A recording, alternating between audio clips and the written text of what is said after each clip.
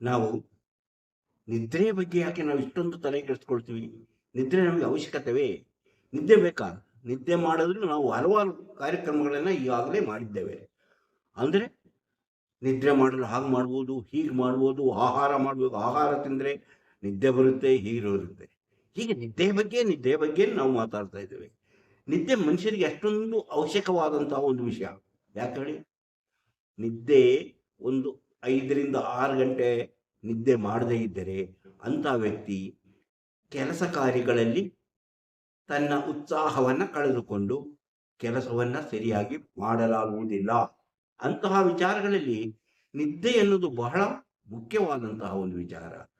ಅಂತಹ ವಿಚಾರದಲ್ಲಿ ಈಗ ಬಂದಿರುವಂತಹ ಒಂದು ಸಂಶೋಧನೆಯ ಬಗ್ಗೆ ನಿಮ್ಮ ಜೊತೆ ಹಂಚಿಕೊಳ್ಳಬೇಕೆಂದಿದ್ದೇನೆ. ಅಂದರೆ ಈ ಸಂಶೋಧನೆಯಿಂದ ತಿಳಿದು ಬಂದಂತಹ ಕೆಲವು ವಿಚಾರಗಳು ನಿಮ್ಮ ನಿದ್ರೆಗೆ ಅನುಕೂಲವಾಗುತ್ತೆ, ನಿದ್ರೆ ಮಾಡಕ್ಕೆ ಅನುಕೂಲವಾಗುತ್ತದೆ. ಅದರ ಜೊತೆಯಲ್ಲಿ ಒಂದು ಸಣ್ಣ ಚುಟುಕು ನಿದ್ರೆಗೆ ಇರುವಂತಹ ಔಷಧಿಯ ಬಗ್ಗೆನೂ ಹೇಳ್ತೇನೆ. ಅಂದರೆ ಈ ಹೊಸದಾಗಿ ಕಂಡುಕೊಂಡಂತಹ ಹೊಸ ಸಂಶೋಧನೆಯಿಂದ ತಿಳಿದು ಬಂದಂತಹ ಒಂದು ವಿಚಾರವನ್ನ ಅದನ್ನ ನಿಮ್ಮ ಎದುರು ತೆರೆದಿಡುವುದೇ ಇಂದಿನ ಈ ಕಾರ್ಯಕ್ರಮದ ಉದ್ದೇಶ. ಅಂದರೆ ನಿದ್ರೆ ಯಾಕೆ ಬೇಕು, ನಿದ್ರೆ ಮಾಡದಿದ್ರೆ ಏನಾಗುತ್ತೆ, ಆದರೆ ನಿದ್ರೆ ಚೆನ್ನಾಗಿ ಮಾಡಲು ನಾವು ಏನು ಮಾಡಬೇಕು ಎಂಬುದನ್ನ ಇವತ್ತು ತಿಳಿಯೋಣ. ಅದಕ್ಕಿಂತ ಮೊದಲು ಲೋಕ ಸುತ್ತಿ ಬರೋಣ, ದೇಶ ಸುತ್ತೋಣ, ಕೋಶ ಓದೋಣ, ಮನಸ್ಸಿನೊಳಗೆ ನುಗ್ಗಿ ನೋಡೋಣ. ಅದುವೇ ದಾರಿ ಮಾನಿಯ ಟೈಮ್ಸು. ಸ್ವಾಗತ ನಿಮಗೆಲ್ಲರಿಗೂ ಸ್ವಾಗತ. ಎಲ್ಲರಿಗೂ ನಮಸ್ಕಾರ. ಮಾಣಿಯ ಟೈಮ್ಸ್ ಯೂಟ್ಯೂಬ್ ಚಾನಲ್ಗೆ ನಿಮಗೆಲ್ಲರಿಗೂ ಸ್ವಾಗತ. ನಿದ್ರೆ ಇಲ್ಲದೆ ಇದ್ದರೆ ಜೀವನದಲ್ಲಿ ನಾವು ಯಾವುದನ್ನು ಮಾಡಲು ಸಾಧ್ಯವಿಲ್ಲ. ಊಟ ಇಲ್ಲದಿದ್ದರೂ 1 ದಿನ ಇರ್ಬೋದು, 2 ದಿನ ಇರ್ಬೋದು, 3 ದಿನ ಇರ್ಬೋದು. ಆದರೆ ನಿದ್ರೆ ಇಲ್ಲದಿದ್ದರೆ 1 ದಿನ ಹೇಗೂ ಕಳೀತೀರಿ, 2ನೇ ದಿನನೂ ಕಳೀತೀರಿ, 3ನೇ ದಿನ ಏನು ನಿಮ್ಮಿಂದ ಆಗೋದಿಲ್ಲ, ಯಾರಿಂದನೂ ಸಾಧ್ಯ ಆಗೋದಿಲ್ಲ. ನಿದ್ದೆ ಬಿಟ್ಟು ಕೆಲಸ ಮಾಡಲು ಸಾಧ್ಯವಿಲ್ಲ. ಯಾವಾಗಲಾದರೂ ಸ್ವಲ್ಪ ಹೊತ್ತಾದರೂ, 1 ಗಂಟೆ ಹೊತ್ತಾದರೂ ನಿದ್ದೆ ಮಾಡದಿದ್ದರೆ ಆ ವ್ಯಕ್ತಿ ನಿದ್ದೆ ಇಲ್ಲದೆ ಸತ್ತು ಹೋಗ್ತಾನೆಂಬುದು ಇದನ್ನು ಸಂಶೋಧನೆಗಳನ್ನು ತಿಳಿದು ಬಂದಿದೆ.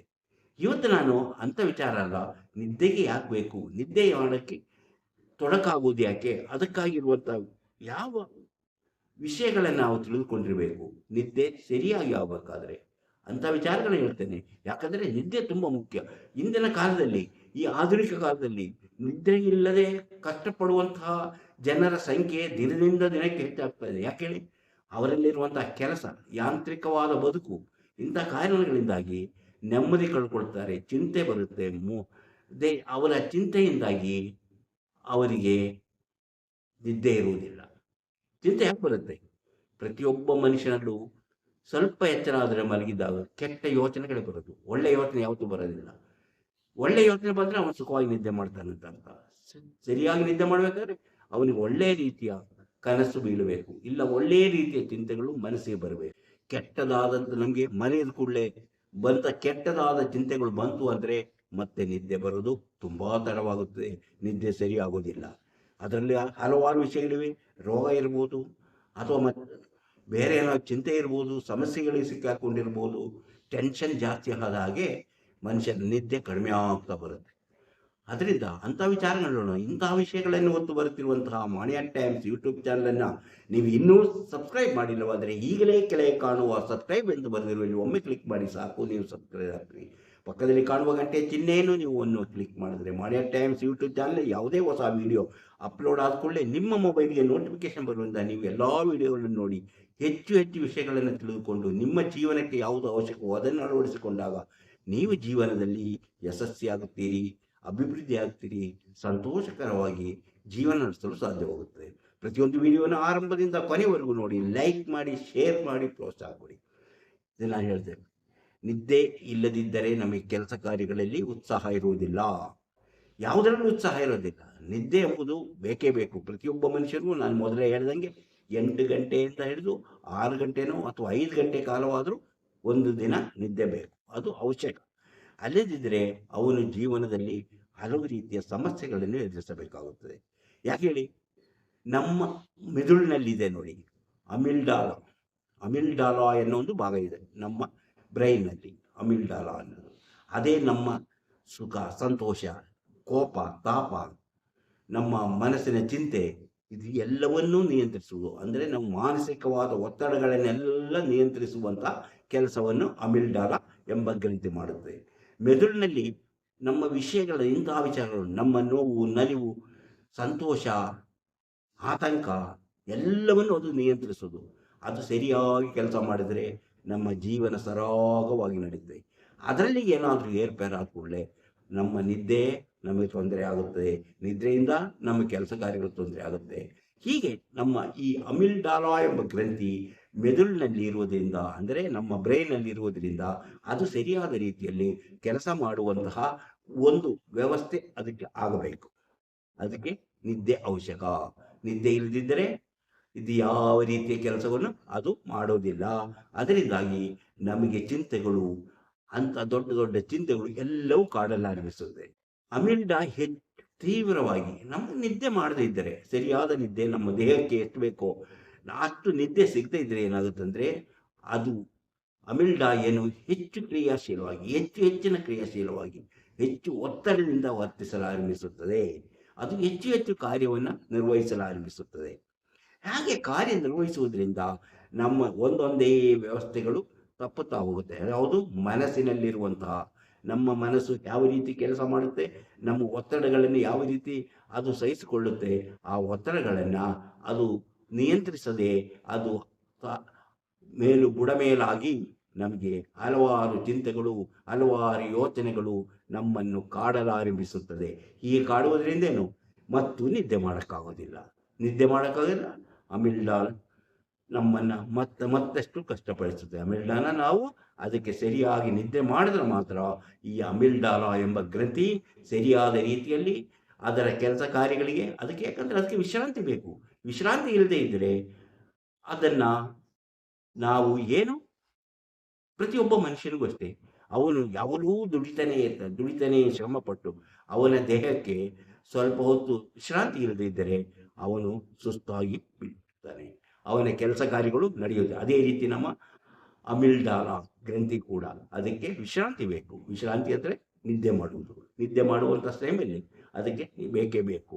ಅದು ಸರಿ ಹೋಗದಿದ್ದರೆ ಅದು ತೀವ್ರತೆಯಿಂದ ಅದು ಹೆಚ್ಚು ಕಾರ್ಯೋನ್ಮುಖವಾಗಿ ಏನೇನೋ ಕೆಲಸಗಳು. ಈಗ ನೋಡಿ, ನಮ್ಮ ಒಂದು ಕಂಪ್ಯೂಟ್ರಿಗೆ ಹೆಚ್ಚಿನ ಏನಾದರೂ ವಿದ್ಯುತ್ ಬಂತು ಅಥವಾ ಏನು ಬಂತು, ಅದರ ಕೆಲಸ ಕಾರ್ಯ ಹೆಚ್ಚಾದ ಕೂಡಲೇ ಅದು ಅದರ ಕೆಲಸವನ್ನೇ ನಿಲ್ಲಿಸಿಬಿಡುತ್ತೆ ಅಥವಾ ಎರರ್ ತೋರಿಸುತ್ತೆ. ಅದೇ ರೀತಿ ನಮ್ಮ ಅಮಿಲ್ಡಾಲ ಎಂಬ ಗ್ರಂಥಿ ಅದು ಎರರ್ ಆಗುತ್ತದೆ. ಅದರಿಂದ ನಮಗೆ ನಿದ್ದೆ ಮಾಡೋಕ್ಕಾಗೋದಿಲ್ಲ. ಹಾಗಾದರೆ ನಾವು ನಿದ್ದೆ ಮಾಡೋಕ್ಕೆ ಏನು ಮಾಡಬೇಕು? ನಿದ್ದೆಗಾಗಿ ಏನು ಮಾಡಬೇಕು? ಮೊದಲನೇದಾಗಿ ನಮ್ಮ ದೇಹದಲ್ಲಿರುವಂಥ ಜಲಾಂಶ, ಅಂದರೆ ನಮ್ಮ ದೇಹಕ್ಕೆ ಎಷ್ಟು ಜಲ ಬೇಕು, ಎಷ್ಟು ಜಲಾಂಶದ ಅವಶ್ಯಕತೆ ಇದೆಯೋ ಅಷ್ಟನ್ನು ನಾವು ಒದಗಿಸುತ್ತಾ ಇರಬೇಕು. ಅಂದರೆ ಬಾಯಾರಿಕೆ ಆದಾಗ ನೀರು ಕುಡಿಬೇಕು. ಒಂದು ದಿನಕ್ಕೆ ಎಷ್ಟು ಬೇಕೋ ಅಷ್ಟು ನೀರನ್ನು ಕುಡಿಯಬೇಕು. ಸಾಕಷ್ಟು ನೀರು ಕುಡಿಯದಿದ್ದರೆ ನಿದ್ರೆ ಸರಿಯಾಗಿ ಬರುವುದಿಲ್ಲ. ನಿದ್ರೆ ಮಾಡಬೇಕಂದ್ರೆ ನಾವು ಸಾಕಷ್ಟು ನೀರನ್ನು ಕುಡಿಬೇಕು. ಇದು ಒಂದೇದು ಇದರಿಂದ. ಹಾಗಾದರೆ ಮತ್ತೆ ನಾವು ಮಲಗುವ ಕೋಣೆ ಇರುತ್ತಲ್ಲ, ಆ ಕೋಣೆ ಬೆಡ್ರೂಮಲ್ಲಿ ಗಾಳಿ ಸರಾಗವಾಗಿ ಬರುತ್ತಿರಬೇಕು, ಗಾಳಿ ಸರಾಗವಾಗಿ ಆಡುತ್ತಾ ಇರಬೇಕು. ಅಂದರೆ ಅಲ್ಲಿನ ಆ ತಂಪು ಹೆಚ್ಚಾಗಿರಬೇಕು, ಸೆಕೆ ಕಡಿಮೆ ಇರಬೇಕು. ಅಂದರೆ ಸರಿಯಾದ ತಂಪಾಗಿ ಇರುವಂಥ ವ್ಯವಸ್ಥೆ ಅಲ್ಲಿರಬೇಕು. ಅಂದರೆ ಗಾಳಿ, ಕಿಟಕಿ ಎಲ್ಲ ತೆಗೆದು ಹಾಕ್ಕೊಂಡು, ಎಷ್ಟೋ ಜನರು ಕಿಟಕಿಗಳನ್ನು ಮುಚ್ಚಿಕೊಂಡೇ ಇರ್ತಾರೆ. ಆ ಕಿಟಕಿ ಇರೋದೋ ಯಾಕಂತಾನೆ ಅವರಿಗೆ ಗೊತ್ತಿಲ್ಲ. ಆ ಕಿಟಕಿ ಮುಚ್ಚಿದ್ರೆ ಧೂಳು ಬರುತ್ತೆ, ಸೊಳ್ಳೆ ಬರುತ್ತೆ, ಇನ್ನೇನೋ ಕ್ರಿಮಿಕೀಟಗಳು ಬರುತ್ತದೆ ಎಂಬ ಒಂದು ಯೋಚನೆಯಿಂದ ಕೆಲವು ಮನೆಗಳಲ್ಲಿ ಕಿಟಕಿಗಳನ್ನು ತೆರೆಯುವುದೇ ಇಲ್ಲ.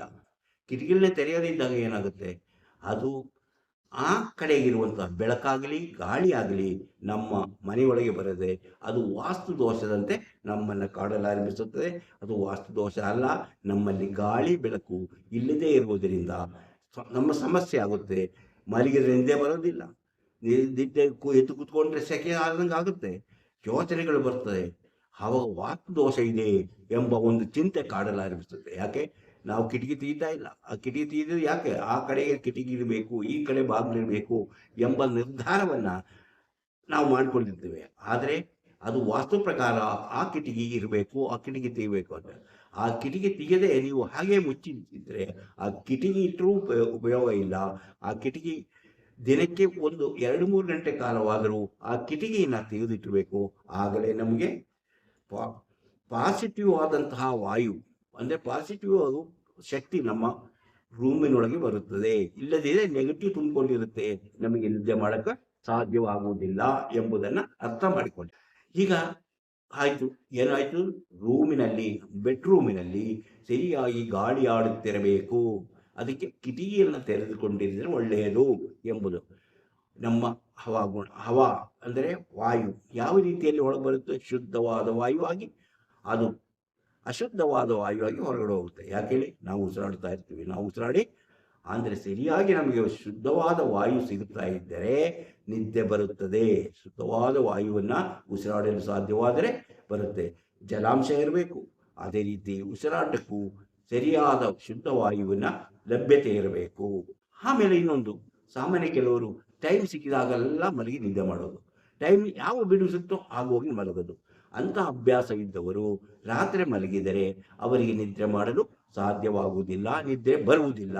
ಯಾಕಂದರೆ ಅವರು ಹಾಗೆ ನಿದ್ರೆ ಮಾಡಿರ್ತೀರಿ, ಆಮೇಲೆ ರಾತ್ರಿ ಮಲ್ಕೊಂಡು ಆ ಕೆಟ್ಟ ಯೋಚನೆಗಳು, ಆ ಸಾಲವನ್ನು ಏನು ಮಾಡ್ತಾನೆ, ಆ ಸಾಲ ತೀರಿಸೋದು ಹೆಂಗೆ, ನನಗೆ ರೋಗ ಬಂದರೆ ಏನು ಮಾಡೋದು, ನನಗೆ ಕಷ್ಟ ಬರುತ್ತೋ ಒಳ್ಳೇದು ಬರುತ್ತೋ, ಅಯ್ಯೋ ನನಗೆ ಅವ್ರ ಜೊತೆ ಮಾತಾಡಿದಾಗ ನನಗೆ ಮಾತಾಡಿದ ತಪ್ಪಾಗೋಯ್ತಾ, ಅರೆ ನಾನು ಅವ್ರ ಹತ್ರ ಹಾಗೆ ಮಾತಾಡುವಾಗೋಯ್ತು, ಇಲ್ಲ ಅವ್ರು ಯಾಕೆ ನನಗೆ ಹಾಗೆ ಹೇಳಿದ್ರು, ಅವ್ರು ಯಾಕೆ ಆ ಥರ ಹೇಳಿದ್ರು, ಅದು ಸರಿಯಾಗಿಲ್ವಲ್ಲ, ಇಂಥ ಯೋಚನೆಗಳೇ ಬರುತ್ತೆ ಹೊರತು ನನಗೆ ಒಳ್ಳೆಯದಾಗುತ್ತೆ, ನನ್ನ ಜೀವನದಲ್ಲಿ ಅನುಕೂಲ ಆಗುತ್ತದೆ, ನನ್ನ ಕಷ್ಟಗಳು ನಿವಾರಣೆ ಆಗುತ್ತೆ, ನಾನು ಸುಖವಾಗಿ ಜೀವನ ಮಾಡ್ತಾನೆ, ಇಂಥ ಕನಸುಗಳನ್ನು, ಇಂಥ ಯೋಚನೆಗಳನ್ನು ಮಾಡುವುದೇ ಇಲ್ಲ.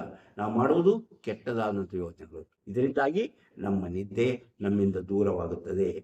ಹೀಗೆ ನಾವು ಹೇಳಿದಂತಹ ಈ 3 ಪಾಯಿಂಟ್ಗಳನ್ನು ಸರಿಯಾಗಿ ಪಾಲಿಸುತ್ತಾ ಬಂದರೆ ಪ್ರತಿಯೊಬ್ಬರಿಗೂ ನಿದ್ದೆ ಬರುತ್ತದೆ. ಆದರೆ ಯಾರೂ ಹಗಲೊತ್ತು ಸುಮ್ಮನೆ ಮಲಗಿ ನಿದ್ದೆ ಮಾಡಬಾರ್ದು. ರಾತ್ರಿ ಹೊತ್ತು ಸರಿಯಾದ ಸಮಯಕ್ಕೆ ಹೋಗಿ ಮಲಗಬೇಕು. ಸರಿಯಾದ ಸಮಯ, ನಿದ್ದೆ ಮಾಡೋಕ್ಕೆ ಒಂದು ಸರಿಯಾದ ಸಮಯ ಬೇಕು, ಕ್ರಮವಾಗಿ. ನಾನು ರಾತ್ರಿ 10 ಗಂಟೆಗೆ ಮಲಗೋದು, ಅದು 10 ಗಂಟೆಗೆ ನೀವು ಮಲಗಬೇಕು, ಅದಕ್ಕಿಂತ ಮೊದಲು ಹೋಗಿ ಮಲಗಬಾರ್ದು. ಅಥವಾ ಲೇಟಾಗಿ 12 ಗಂಟೆಗೆ ಮಲಗಬಾರ್ದು. ಅಂದರೆ 1 ದಿವಸ 2 ದಿವಸ ಆಗುತ್ತೆ. ರೆಗ್ಯುಲರ್ ಆಗಿ ನಿಮಗೆ ನಿಮ್ಮ ಒಂದು ಕ್ರಮ ಇರಬೇಕು. ನಿದ್ರೆಗೆ ಒಂದು ಸರಿಯಾದ ಸಮಯವನ್ನು ಫಿಕ್ಸ್ ಮಾಡಬೇಕು, ಆ ಸಮಯದಲ್ಲಿ ಹೋಗಿ ಮಲಗಬೇಕು. ಅದಕ್ಕಿಂತ ಮೊದಲು ನೀವು ಮಲಗುವುದರಿಂದ ಅಥವಾ ಆಮೇಲೆ ಮಲಗುವುದರಿಂದ ನಿದ್ದೆ ಬರೋಕ್ಕೆ ತೊಂದರೆ ಆಗುತ್ತೆ. ಅದರಿಂದ ಕ್ರಮವರಿತು ಆಗಾಗ್ಗೆ ಹೋಗಿ ನಿದ್ದೆ ಮಾಡುವುದಾಗಲಿ, ಇದರಿಂದ ಅಥವಾ ನಾವು ಮಲಗುವಂಥ ಟೈಮ್ ಯಾವಾಗಲೂ ಇಷ್ಟ ಬಂದಾಗ ಹೋಗಿ ಮಲಗೋದು, ನಿದ್ದೆ ಬಂದರೆ ಮಾತ್ರ ಹೋಗಿ ಮಲಗೋದು, ಅಂಥ ಸ್ಥಿತಿ ಬರಬಾರದು. ಹೀಗೆ ಈ 3 ಕ್ರಮಗಳನ್ನು ಅನುಸರಿಸಿದರೆ ನೀವು ನಿದ್ರೆಗೆ ತೊಂದರೆಯಾಗುವುದಿಲ್ಲ. ಅಂದರೆ ಇದನ್ನು ಯಾರು ಹೇಳಿದರು? ಇದನ್ನು ಒಬ್ಬ ನರತಜ್ಞ, ನ್ಯೂರೋ ಸರ್ಜನ್ ಆದಂತಹ ಡಾಕ್ಟರ್ ಬ್ರಯಾನ್ ಎಂಬ ವೈದ್ಯರು, ವೈಜ್ಞಾನಿಗಳು ಇದನ್ನು ಸಂಶೋಧನೆಗಳಿಂದ ಕಂಡುಕೊಂಡಿದ್ದಾರೆ. ಯಾರು? ಡಾಕ್ಟರ್ ಓಪ್ಲಿಂಗರ್ ಬ್ರಯಾನ್ ಎಂಬ ಹೆಸರಿನ ವೈದ್ಯರು. ಅವರೇನು ನರರೋಗ ತಜ್ಞ ಅಥವಾ ಶಸ್ತ್ರಚಿಕಿತ್ಸಕ, ಅಂದರೆ ನ್ಯೂರೋ ಸರ್ಜನ್. ಅಂತಹ ಒಬ್ಬ ಆರೋಗ್ಯದ ಬಗ್ಗೆ, ನಿದ್ರೆಯ ಬಗ್ಗೆ, ಮನಸ್ಸಿನ ಬಗ್ಗೆ, ನಮ್ಮ ಮೈಂಡಿನ ಬಗ್ಗೆ, ನಮ್ಮ ಬ್ರೈನ್ನ ಬಗ್ಗೆ ತಿಳಿದಿರುವಂತಹ ಒಬ್ಬ ಡಾಕ್ಟರ್ ಕಂಡುಕೊಂಡಂತಹ, ತನ್ನ ಅಧ್ಯಯನಗಳಿಂದ ಕಂಡುಕೊಂಡಂತಹ ವಿಚಾರ ಇದು.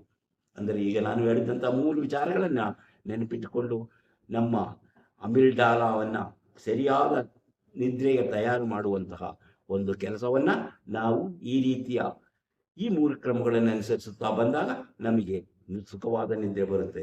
ದೇಹದಲ್ಲಿ ಜಲಾಂಶವನ್ನು, ಬೇಕಾದಷ್ಟು ಜಲಾಂಶವನ್ನು ನಿಯಂತ್ರಣದಲ್ಲಿಟ್ಟುಕೊಳ್ಳೋದು, ಗಾಳಿ ಆಡುವಂತಹ ರೂಮು, ಶುದ್ಧ ವಾಯುವನ್ನು ನಾವು ಶ್ವಾಸೋಚ್ಛ್ವಾಸ ಮಾಡುವುದು, ಹಾಗೆಯೇ ಮಲಗಲು ಕ್ರಮವಾದ ಒಂದು